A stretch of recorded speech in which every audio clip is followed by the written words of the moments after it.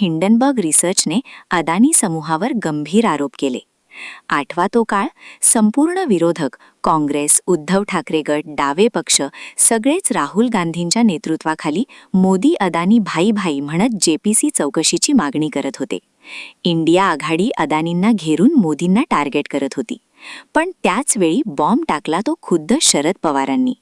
एका मुलाखतीत पवारांनी स्पष्ट म्हटलं की एखाद्या कॉर्पोरेट ग्रुपला टार्गेट करणं योग्य नाही. हिंडनबर्ग सारख्या परदेशी संस्थेच्या रिपोर्टवर आपण एवढा विश्वास का ठेवावा? विचार करा मंडळी, आपल्याच आघाडीचे, आपल्याच सोबतीचे जे नॅरेटिव्ह सेट करत होते त्याला पवारांनी एका झटक्यात छेद दिला. का? कारण मैत्री. पवारांनी राजकीय भूमिकेपेक्षा व्यक्तिगत संबंधांना आणि व्यावहारिकतेला जास्त महत्त्व दिलं.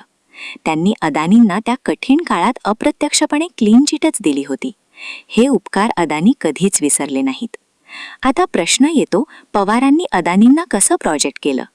पवार हे जुन्या पठडीतले नेते आहेत. त्यांना माहिती आहे की राजकारण करायला पैसा लागतो आणि राज्याचा विकास करायला उद्योग लागतात. त्यांनी कधीच उद्योजकांना अस्पृश्य मानलं नाही, मग ते टाटा असोत, किर्लोस्कर असोत किंवा आजचे अदानी. आज बारामतीत जे आर्टिफिशियल इंटेलिजन्स सेंटर उभं राहत आहे त्यासाठी अदानींनी तब्बल 25 करोडांची देणगी दिली आहे.